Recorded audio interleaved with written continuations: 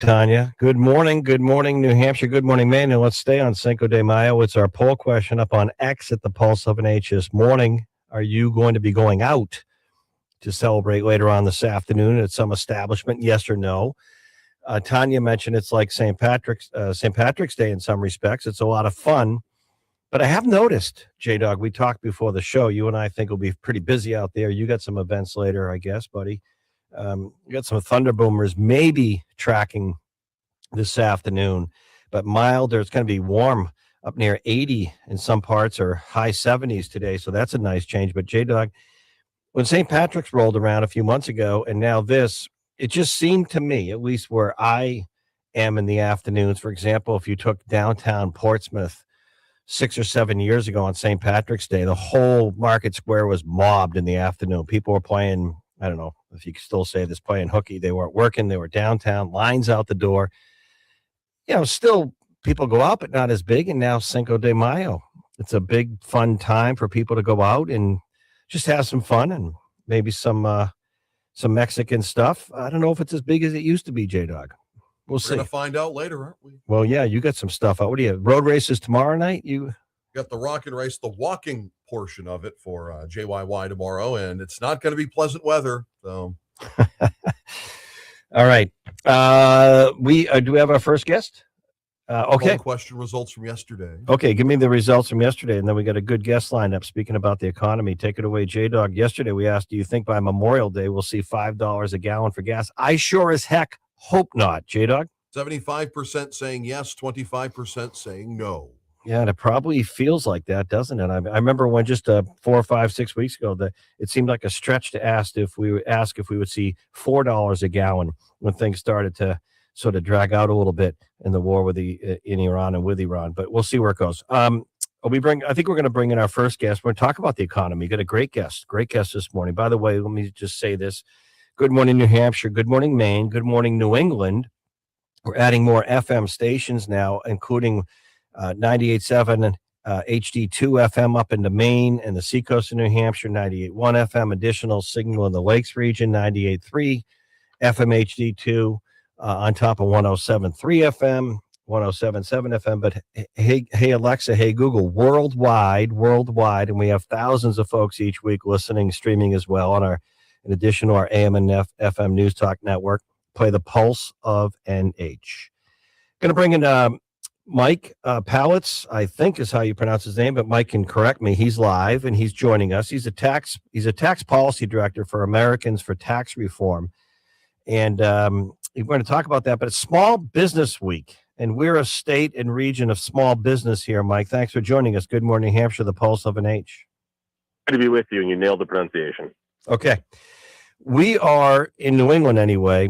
At least Maine, New Hampshire, small independent business owners, Small Business Week. And I want to talk about the economy because, on the one hand, Mike, maybe you can boil this down for me. I'm going to try and condense this. We have a great partner and sponsor with Bank of America nationally, and we have Stephen Junot, one of their senior global economists, and even with the uncertainty in the Strait of Hormuz, even with the war situation with Iran, ceasefire or not, even with all that and higher gas prices, Stephen talks about the resiliency of this economy, the resiliency of the markets, resiliency of consumers and spending. But just recently, Mike, I'm starting to sense maybe it's just the news each day is starting to be a little bit concerning. Higher gas prices. We know when we're driving around, you see this when you go by, the big signs are up there. The prices are broadcast for you in every gas station you drive by. We have a lot of gas stations here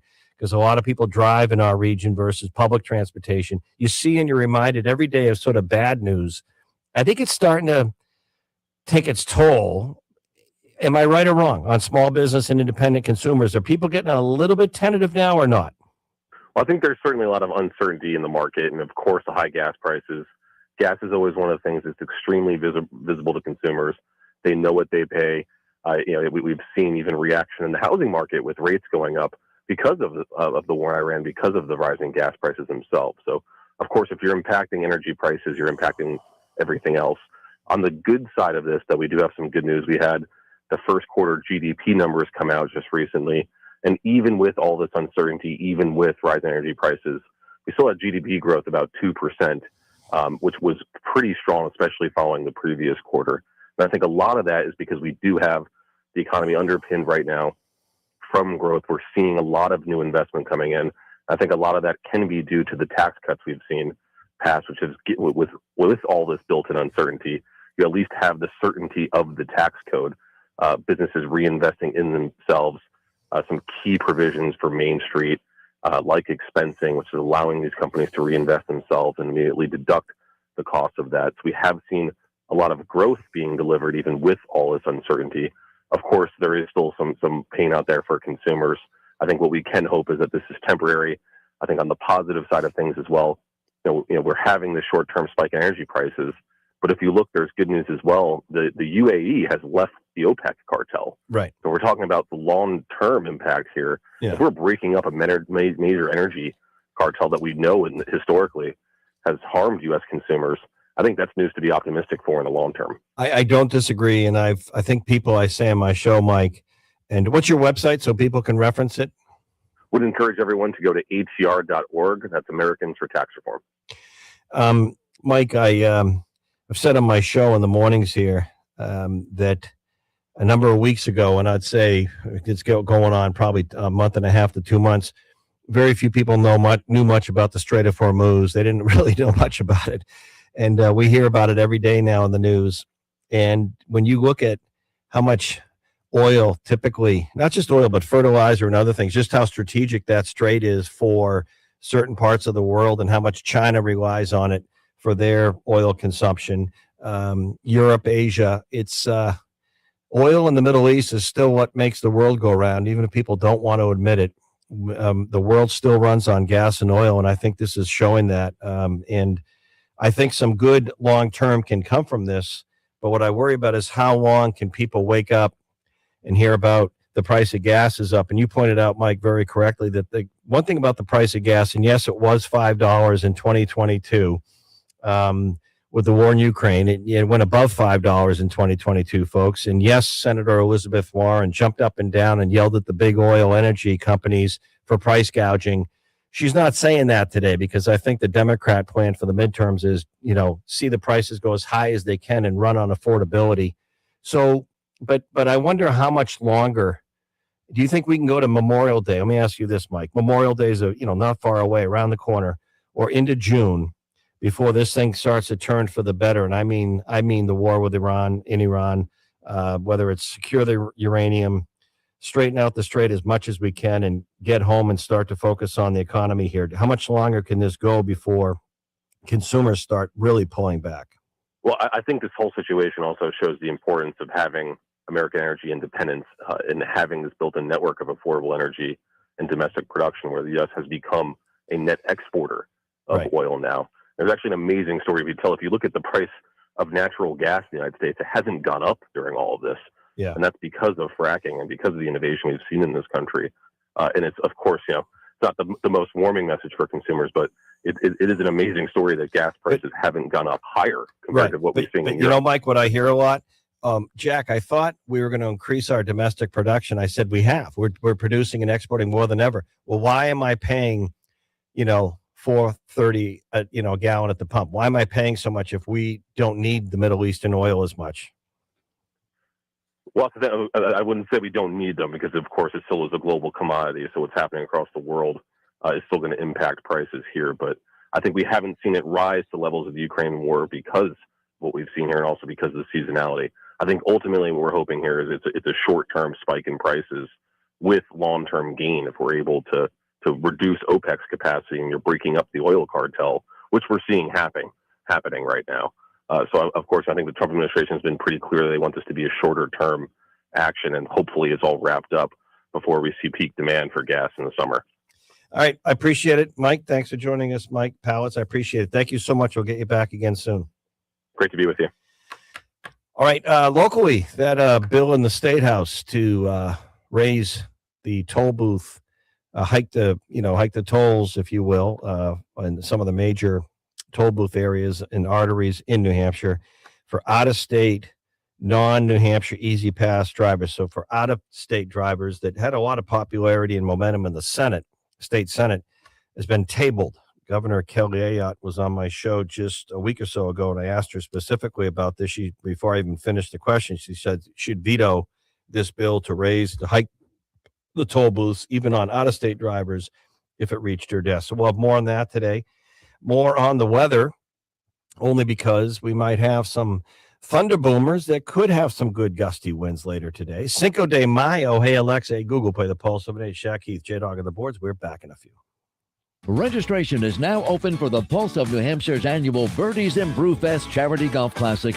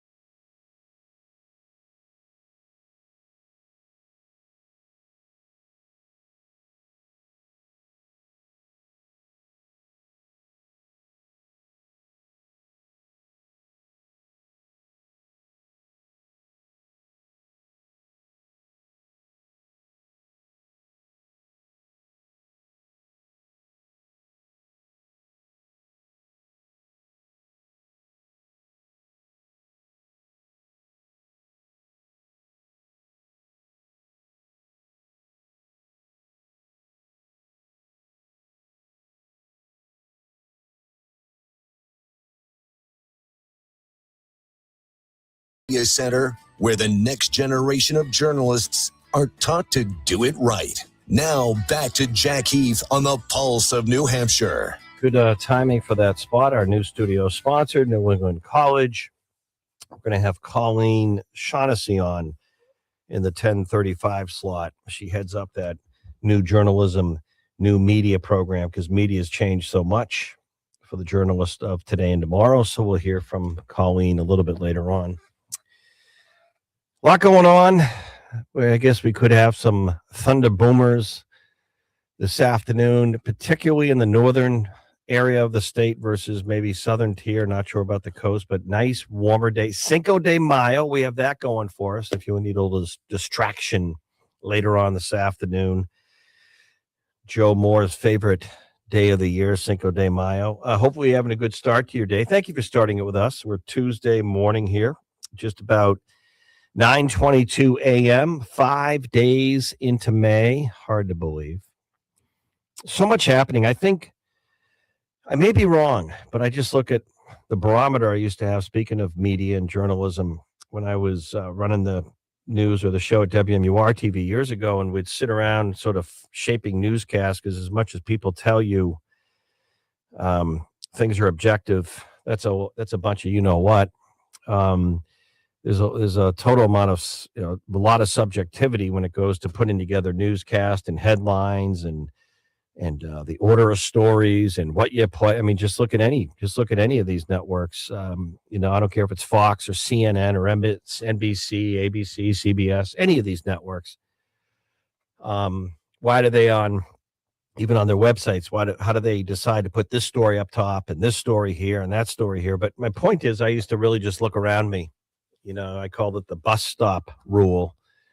I'd listen to parents at the bus stop when the kids were younger and I was younger at WMUR, and I'd go in and I'd say to great people like Jennifer Crompton or, Kathy Fair, used to be Craig, or Nanette Hansen or Karen Brown or Tom. I'd say, what I heard a lot of at the bus stop today was this and this, and that's kind of news. It's not, I don't care where you went to journalism school, but journalism matters. It's changing a lot.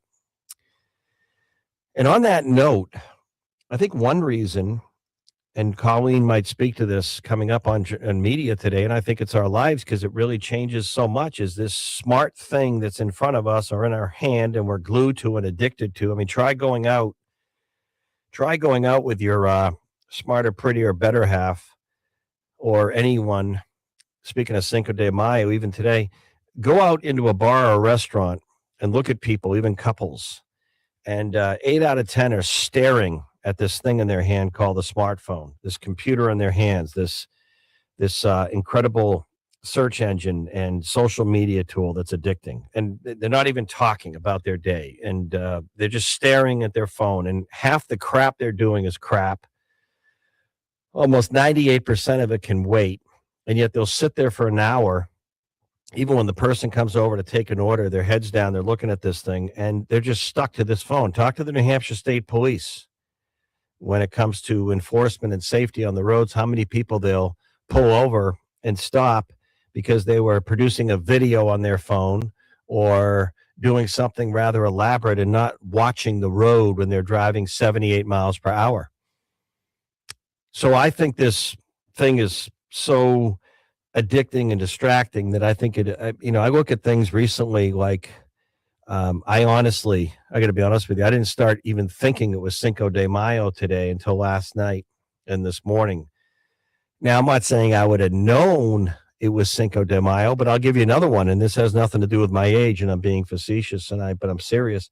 J-Dog and I the other day, Rory O'Neill, our 24/7 news correspondent in the 11 o'clock hour, is going to talk about the Kentucky Derby.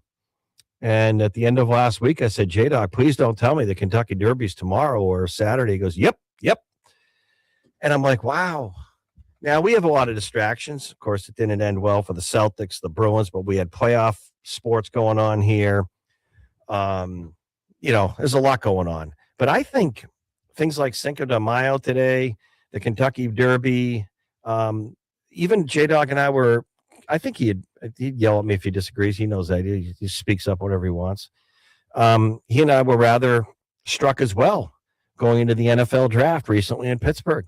All of a sudden that week, and J-Dog does all his great sports podcasts like Bet This with CJ, and they were all over it. But I'm like, J-Dog, no one's even talking about the NFL draft. The big story is Mike Vrabel and this Diana Rossini.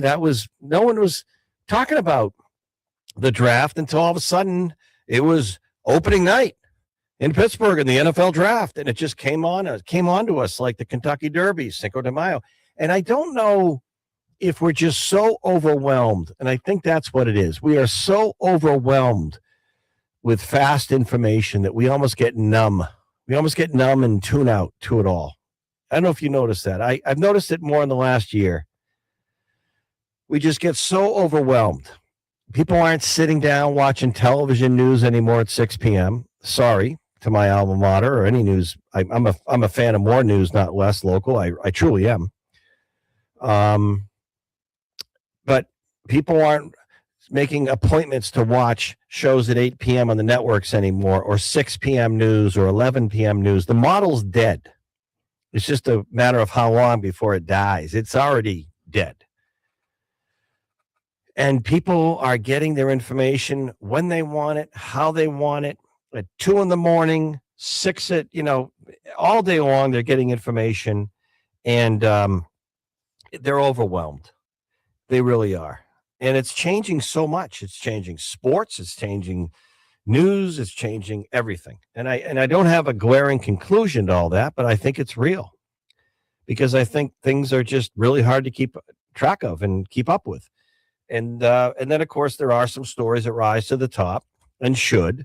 The war with and in Iran, the Strait of Hormuz, gas prices. And as Mike, our guest Pallets, just said, the problem with gas prices, well, the problem is they're too high right now. The problem is you see them every single day when you're driving around, even if you don't need to fill up. You drive by these stations with the lit up signs and don't look at what the high test price is or diesel, because you probably go off the road. And we see gas prices you cannot hide. They're right in front of us. Other prices like inflation and the cost of groceries, you can hide through pricing. I went through this yesterday. I had a buddy this morning in the home building world, and he said, I don't know, by the way, I got to give him a hard time later. I don't know why he drinks this stuff, but in the morning, he happens to like iced coffee from Starbucks. I don't know why he's not going to Cumberland Farms to get iced coffee. But Starbucks, I'm just never been a fan of, because I remember the first time I went to a Starbucks and I had like an anxiety moment because I just wanted to order a regular hot coffee. And they looked at me like I had two heads. I go, no, I don't want all these flavors. I don't even know what, I don't even know what this board behind you is. And you don't have to write little faces on my cup. I just want a cup of medium, regular caffeine, caffeine coffee. It was like pulling teeth. So, but the point is, he pointed out, J-Dog, listen to this. Large iced coffee this morning at Starbucks over on the seacoast of New Hampshire, $9 and change. Yikes. He does that every day? I don't know. I mean, yeah, I guess so. But it's probably one of those big plastic like gallon cups, but $9? Wow. Better be in finance. That's like 2 gallons of gas. 2 gallons. Oh, but yeah. You see these prices, and now I did get a little storm on social media when I was posting like toothpaste prices, Gillette disposable razor prices on the the wellness and beauty aisle of the grocery store. The problem is I tend to get that stuff or crap at the grocery store because it's one-stop shopping if I'm going to get half and a half. Speaking of coffee, ground coffee at the Hannaford, I don't know about Market Basket, maybe a little cheaper, $10 or $12 for a thing of Dunkin' Donuts ground coffee, medium roast. But I was talking about all the price of things like disposable razors, $12, toothpaste, $8 or $9 for a tube, like Sensodyne. Of course, it says on there now that does everything from whitener, gum sensitivity, probably cures migraine headaches. But I'm looking at the prices of shampoo, deodorant, all this stuff, and I'm like, wow. But listeners correctly did point out, you can go to these, I don't know if it's called Dollar Saver or Dollar Store, and you can shop around. Maybe that's why people on the seacoast are excited. Costco may be coming in. You can join these buying clubs and probably get some toothpaste for a couple bucks versus $9. Razors, J-Dog pointed out yesterday, you can go, where'd you say? And you get like a bundle, a bag, and they're much. Go to a department store like Burlington or Marshall's or someplace like that. They sell razors, like a bag of them. You get like probably $2 or less than $3.99 or so. Yeah. Yeah, for the whole thing. So you can shop around it, but then I don't want to be going around, driving around to get so you're right. You can get stuff cheaper, but things are expensive. All right, when we come back, we'll check in State House stuff, that toll booth hike bill tabled in the legislature. We'll check in with some of our regular contributors. Mike Cody, New Hampshire Business Review will be coming up in the next hour. Hey, Google, hey, Alexa, play the Pulse of an Age. We're back in a moment. This is the Pulse of New Hampshire, 107.7.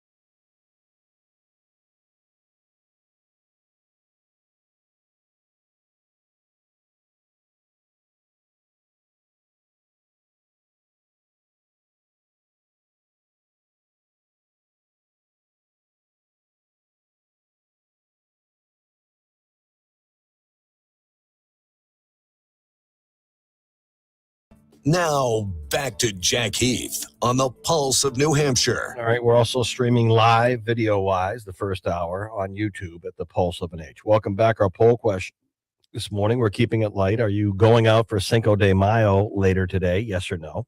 Cinco de Mayo. Hey, there we go. All right, before we bring in Brad Carr, John Decker, our White House correspondent. John, good Tuesday morning. Hi there. How are you, Jack? Good to be with you today. I'm good, thanks. I'm doing okay. John, I know we just had a small business expert on my show from a national group. And, New England, or at least where we are, we're really more an economy of small independent business owners. Many of our listeners are. And President Trump, I guess, is as good, is concerned about small business and the backbone of our economy for the most part, even though we hear about the stock market and big corporations. And President seems focused on that in terms of maintaining control in Congress. Midterms are not that far away. For the most part, 6 months. And the president is going to focus on that, talk about how his administration has helped small business owners. But I think the best way you can help business owners right now, John, is to see prices come down. But that's just me. No, it's not just you, Jack. It's the view of so many people. So Yes, there's no doubt about it. The president's policies have helped small business, and we heard that yesterday in the East Room for the Small Business Summit that the president hosted. At the same time, those small business owners are dealing with what you and I and the rest of the country are all dealing with, and that is higher energy costs. And that eats into profits, obviously.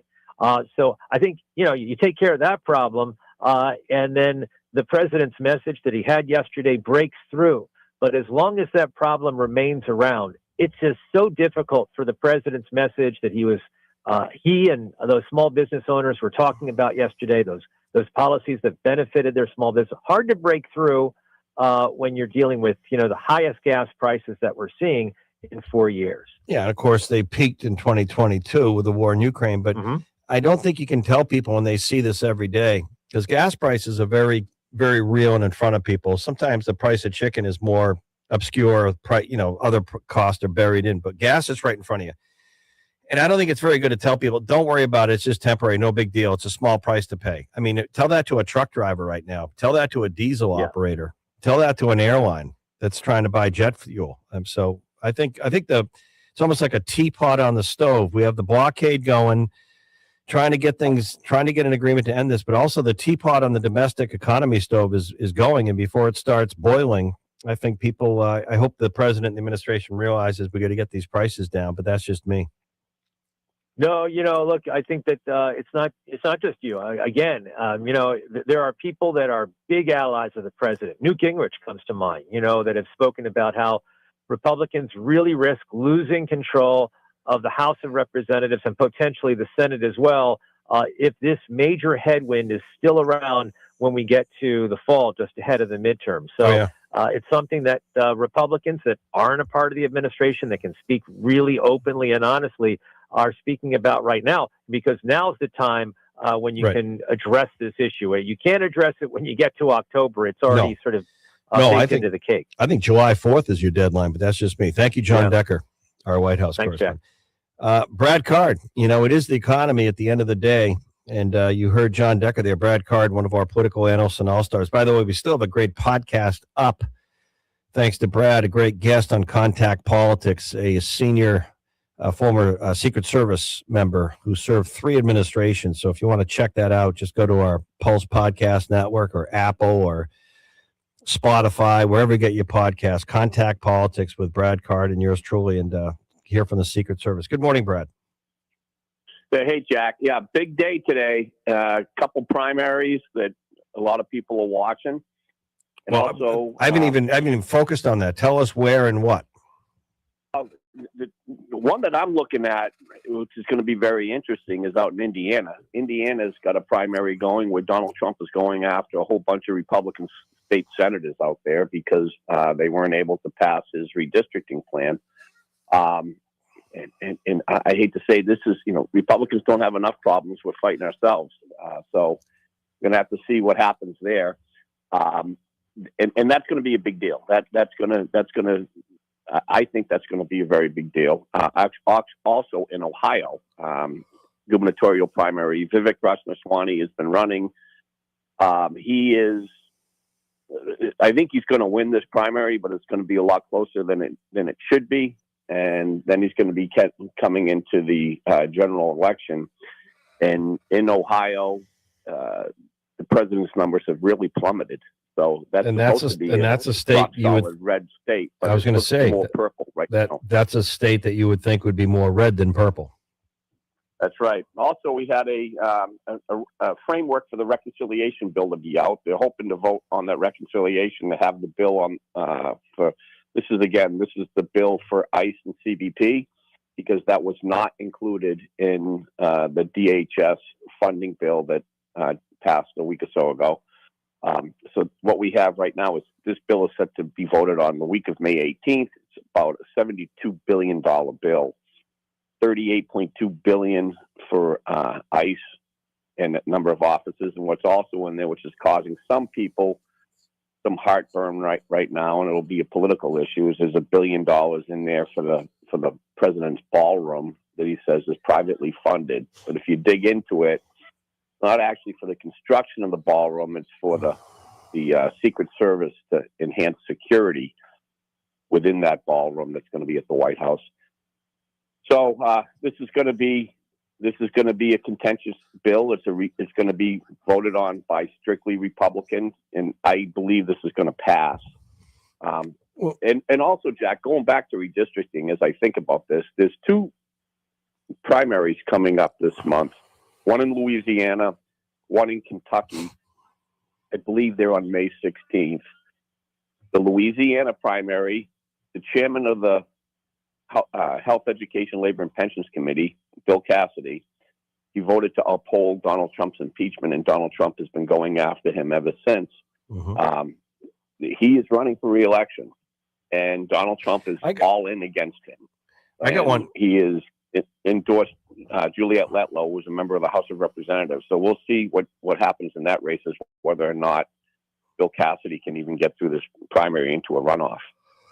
So I have a fun one for you. I've been reading and seeing more about Ron DeSantis in Florida, and you know the governor of Florida well. He's been on my show when he was up here, and are these stories a little bit getting ahead of our skis here, that he's looking out into 2028 as possibly getting back in as a candidate because he's done as governor of Florida? I mean, Marco Rubio's there, Secretary of State. J.D. Vance is sitting vice president. We don't know where this goes, but is DeSantis looking beyond Florida or not? Oh, I'm sure he is. And truthfully, he should. If I was advising him, I would say you should be doing that. He's been a successful governor, and he's a rock solid Republican. Hasn't always fit with Donald Trump. Obviously, Trump's come after him on a number of occasions. Mm-hmm. But also, he has close relationships with White House Chief of Staff Susie Wiles. Yeah. Well, there's other rumors that he might get tapped for something near the end here. The other one I got one for you, Brad, because I know you're DC and travel a lot, but Nikki Haley, just curious about the former governor and presidential candidate. And she ran, as long as she could up here in New Hampshire and beyond, and just kind of moved out, out of the limelight, out of the political light, probably enjoying that a lot. But any words on buzz about, is she looking at down the road or not? No, I don't think she is. I believe she's taken herself out of that race, saying that she would not be running for president.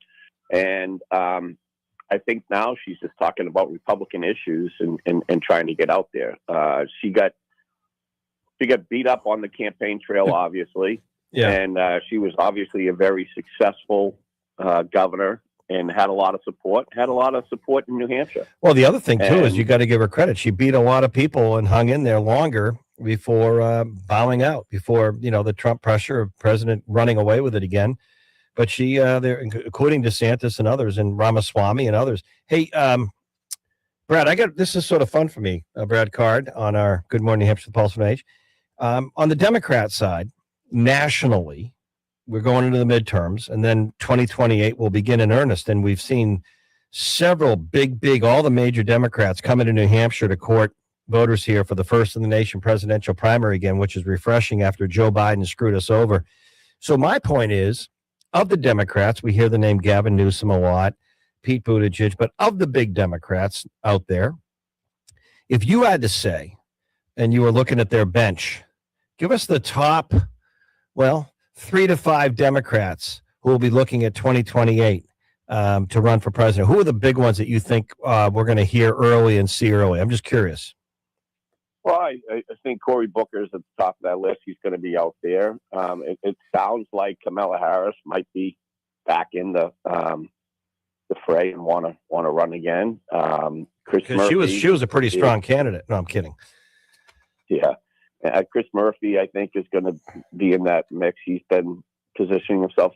Just look at anybody who kind of takes opposite view, if you will, and is really vocal about it. And also look at these United States Senate races and who's. But would you say